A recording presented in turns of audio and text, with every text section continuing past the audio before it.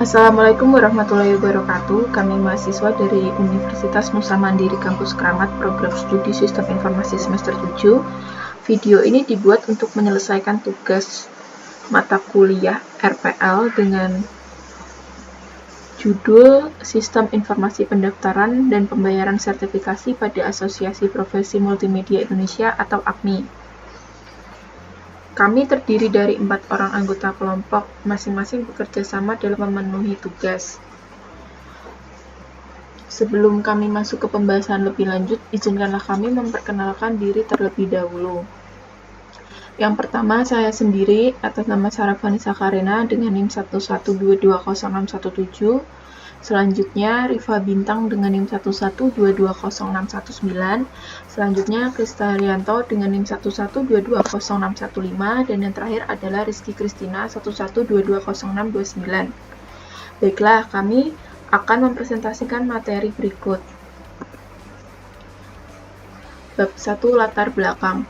Seiring dengan perkembangan zaman di tengah masyarakat, interaksi antar sesama menjadi komponen hidup yang tak bisa dihindarkan. Organisasi profesi juga hadir untuk melindungi anggotanya, sekaligus juga dapat menjadi sarana untuk meningkatkan profesionalisme anggotanya. APMI sebagai sebuah asosiasi yang merupakan kerjasama antara perguruan tinggi di bidang IT, diharapkan dapat menjadi wadah untuk meningkatkan kerjasama baik antar perguruan tinggi maupun antar perguruan tinggi dengan pemerintah. Tujuan pendirian APMI adalah menumbuh kembangkan profesi pada bidang multimedia, animasi, dan teknologi informasi di Indonesia. Selain itu, untuk mengedukasi masyarakat pada bidang multimedia dan teknologi informasi demi menunjang pembangunan sumber daya manusia. Peran organisasi profesi tidak hanya tentang uang dan nilai ekonomi. Sementara itu, guna mendapatkan kemudahan informasi, lahirlah sebuah produk teknologi, yakni menawarkan produktivitas, efisiensi, kecepatan, dan lintas batas dalam sebuah platform media baru dengan perangkat komunikasi berupa teks, audio, dan visual. Semua itu harus terhubung dengan jaringan internet, di mana pada media massa, komputer dan jaringan telekomunikasi saling berintegrasi atau akhir-akhir ini bisa disebut dengan konvergensi media. Tujuan dalam penulisan tugas ini untuk memenuhi nilai tugas UAS rekayasa perangkat lunak, sedangkan manfaatnya yaitu 1. Memudahkan penyimpanan data pendaftaran dan pembayaran agar tidak mudah hilang dengan adanya sistem informasi yang terkomputerisasi. Yang kedua, menganalisa sistem pembayaran administrasi pendaftaran pada Asosiasi Profesi Multimedia Indonesia. Yang ketiga, memberikan solusi mengenai sistem informasi pembayaran terhadap Asosiasi Profesi Multimedia Indonesia agar dapat menjalankan kegiatan secara efektif dan efisien. Selanjutnya, metode pengumpulan data. Yang pertama, ada observation atau pengamatan langsung. Penulis melakukan pengamatan langsung pada web Asosiasi Profesi Multimedia Indonesia ini guna memperoleh informasi dan data yang lengkap. Yang kedua, interview atau wawancara. Pengumpulan data dengan cara tanya jawab dengan operator web mengenai semua kegiatan yang berhubungan dengan pendaftaran dan pembayaran pada sertifikasi. Dan yang terakhir adalah library research atau studi pustaka. Dalam metode ini, penulis mengumpulkan data dengan membaca buku-buku, jurnal, dan internet yang berkaitan dengan penulisan pengerjaan. Metode pengembangan software. Yang pertama yaitu ada analisis kebutuhan software. Penulis merancang dan membuat software ini menggunakan bahasa pemrograman PHP natif berbasis web dengan menggunakan web server SAMPIPI dan database MySQL. Yang kedua, desain. Dalam desain, sistem penulis menggunakan UML dan database dalam bentuk entity relationship diagram dan logical record structure, serta diagram yang digunakan adalah activity diagram, use case diagram, sequence diagram, deployment diagram, dan user interface. Yang ketiga adalah kode generasi atau kode pemrograman. Dalam pembuatan kode, penulis menggunakan tipe bahasa pemrograman yang berstruktur dengan PHP natif. Yang keempat, ada testing atau penguji. Pengujian ini dilakukan untuk meminimalisir kesalahan dan memastikan data yang dikeluarkan sesuai dengan keinginan. Yang terakhir, yaitu adalah support atau pendukung. Bagian dari pendukung sebuah program yang terdiri dari hardware dan software dengan menggunakan SAMPIPI, MySQL, dan PHP MyAdmin. Ruang lingkup. Pembuatan program menggunakan bahasa pemrograman PHP natif agar admin dapat melakukan pengelolaan data pendaftaran, laporan, serta jurnal pada Asosiasi Profesi Multimedia Indonesia. Bab 2, landasan teori. Pada konsep-konsep sistem ini, sekelompok komponen berbasis komputer yang dibuat oleh manusia dibuat untuk pengolahan data, penyimpanan, serta pengubah sistem masukan menjadi sistem pengolahan untuk mencapai tujuan tertentu. Selanjutnya yaitu adalah peralatan pendukung. Yang pertama adalah Unified Modeling Language, yaitu suatu metode permodelan secara visual untuk sarana perancangan sistem berorientasi objek. Yang kedua, Entity Relationship Diagram, atau pembuatan model dengan jaringan yang menggunakan susunan data dalam suatu proyek ke dalam entitas dan menentukan suatu hubungan. Yang ketiga, Logical Record Structure, hasil dari permodelan entity relationship beserta atributnya sehingga bisa terlihat hubungan antar entitas.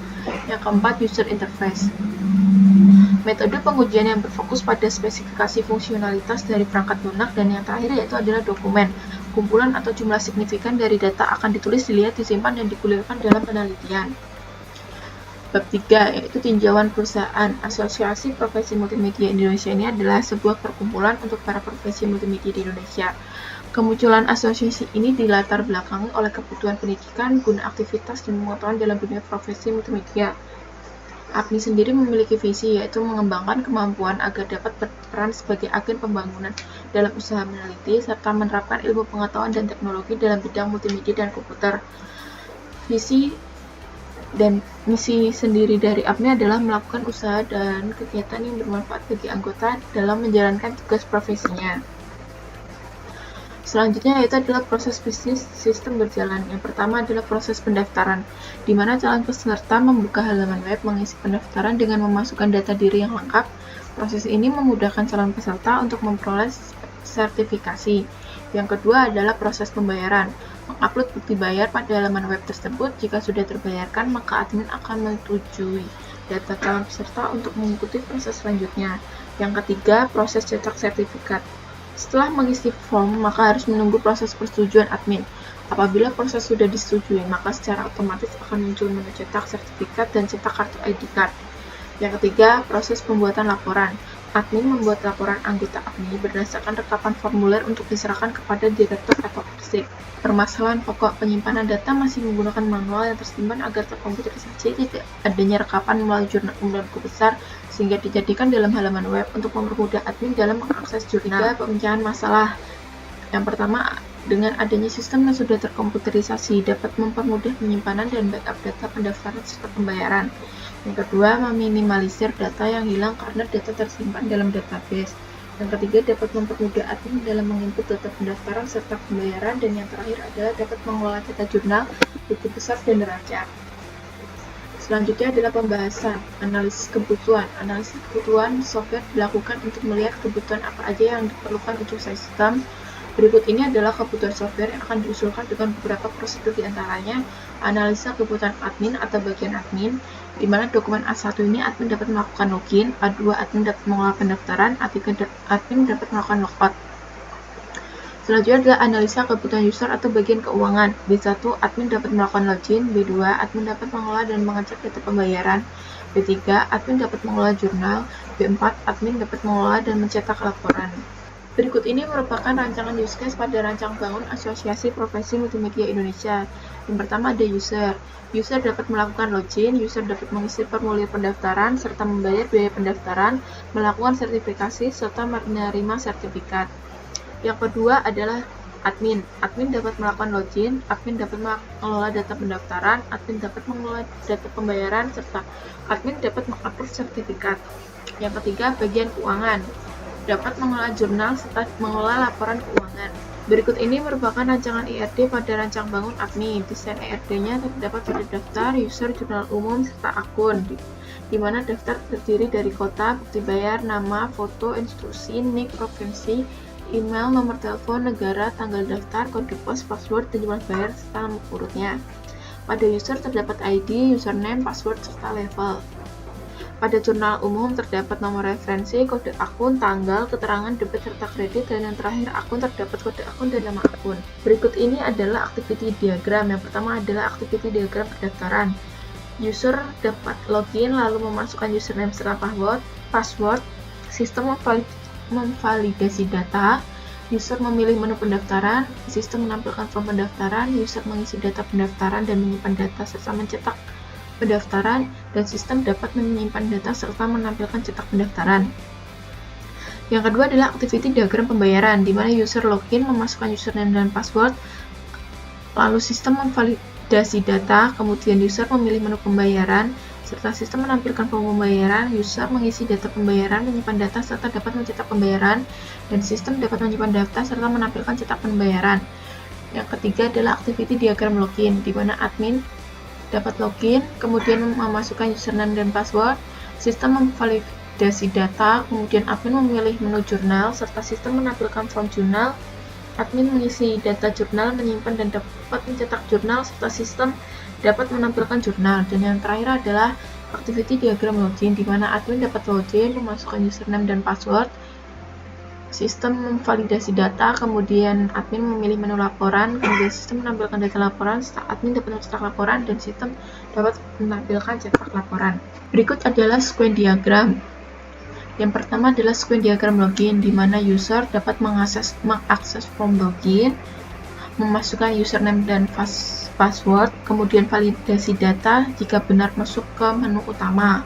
Yang kedua adalah sequence diagram pendaftaran, di mana user mengisi data pendaftaran, kemudian menampilkan tabel pendaftaran, data user, kemudian mengisi form data pendaftaran. User dapat mengubah atau menghapus data pendaftaran, kemudian dapat mencetak. Yang ketiga adalah sequence diagram pembayaran, di mana user mengisi form pembayaran, kemudian menghapus data pembayaran, lalu kemudian cetak pembayaran. Yang keempat kemudian sequence diagram jurnal. Yang pertama yaitu admin dapat mengisi form jurnal. Setelah isi data-data jurnal, kemudian jika tervalidasi bisa langsung mencetak jurnal. Dan yang terakhir adalah sequence diagram akun, di mana admin mengisi form akun lalu kemudian mencetak akun. Berikut ini adalah LRS dari Asosiasi Profesi Multimedia Indonesia. Selanjutnya adalah deployment diagram, di mana terdapat desktop, database komponen, dan web aplikasi. Selanjutnya adalah demo program. Nah, selanjutnya kita masuk pada aplikasi APMI, di mana ini adalah tampilan pendaftaran atau login. Yang pertama saya akan masuk sebagai pendaftar atau penerima sertifikasi. Ketika belum memiliki akun, maka hal pertama yang kita lakukan adalah mendaftar dengan cara klik register, di mana form pendaftaran ini terdiri dari nick, nama, password, alamat, kota, kode pos, provinsi, nomor telepon, email, institusi, serta foto ini adalah foto yang digunakan pada sertifikat atau ID card, dan bukti bayar ini adalah bukti pembayaran melalui m-banking. Lalu ketika sudah memiliki akun, maka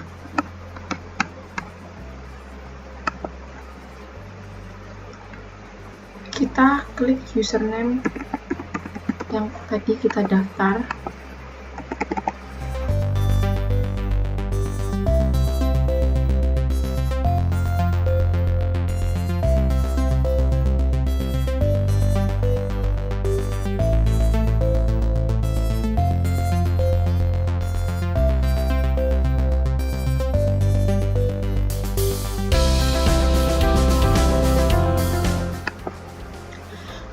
Selanjutnya kita masuk sebagai admin. Yang pertama, ketika admin sudah masuk dalam pengaturan user, kita klik di username.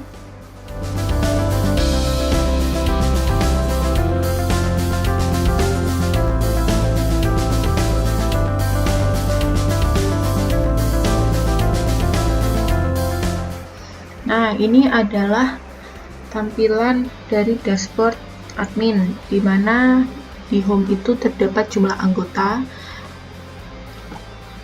Ini adalah anggota yang sudah mendaftar, dan 119 ini adalah anggota yang sudah di-approve, dan 2 ini adalah anggota yang belum di-approve.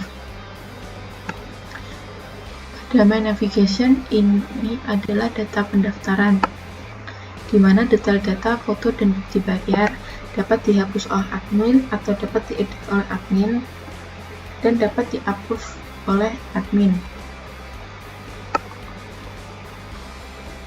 Nah, contohnya adalah ini. Pada data pendaftar tadi, Rachel Sungkar ini, admin dapat mengedit atau dapat mengapprove.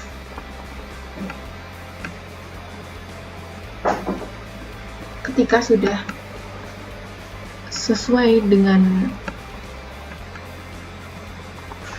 persyaratan dari admin, bukti bayar dan juga fotonya, data tersebut dapat mencetak kartu atau dapat mencetak sertifikat dari Rachel Sungkar itu sendiri.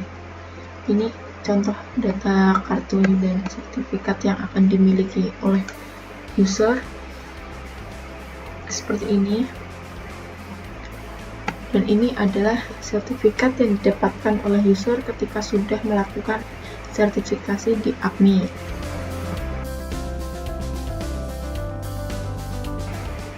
Selanjutnya adalah kategori akun. Kategori akun ini digunakan nanti pada transaksi keuangan, di mana admin menambahkan data-data akun yang akan digunakan, seperti kas, piutang usaha, peralatan, akumulasi penyusutan, utang usaha, pendapatan diterima di muka, modal, pref, serta beban utilitas. Admin dapat menghapus atau dapat menambahkan.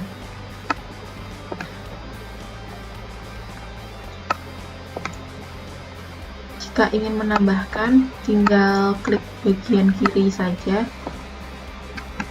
klik tambah, lalu menambahkan kode akun 103 dengan nama akun, beban dibayar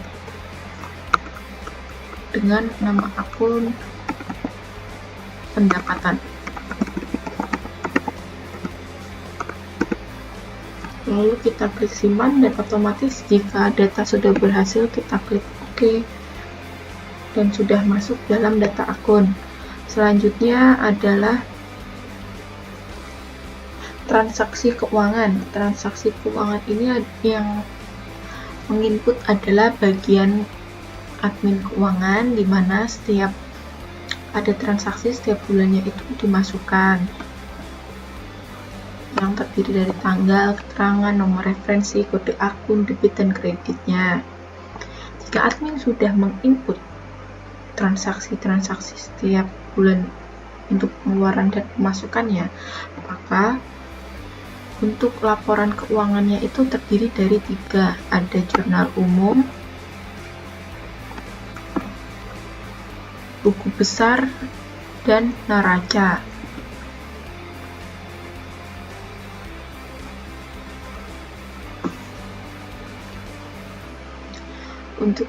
Untuk neraca ini sendiri kita mulai dari tanggal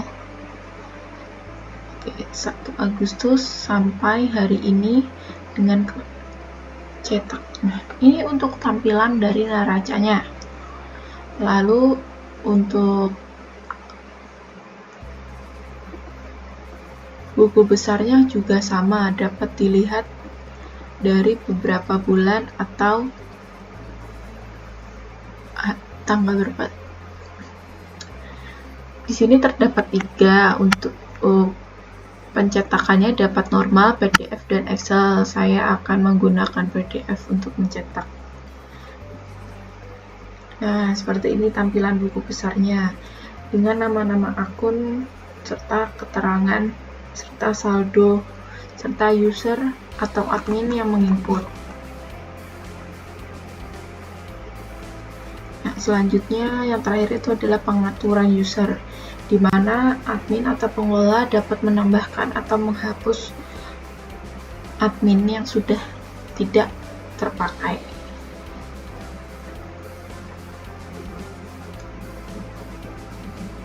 Nah, itu saja, cukup sekian dari kelompok saya untuk demo programnya. Selanjutnya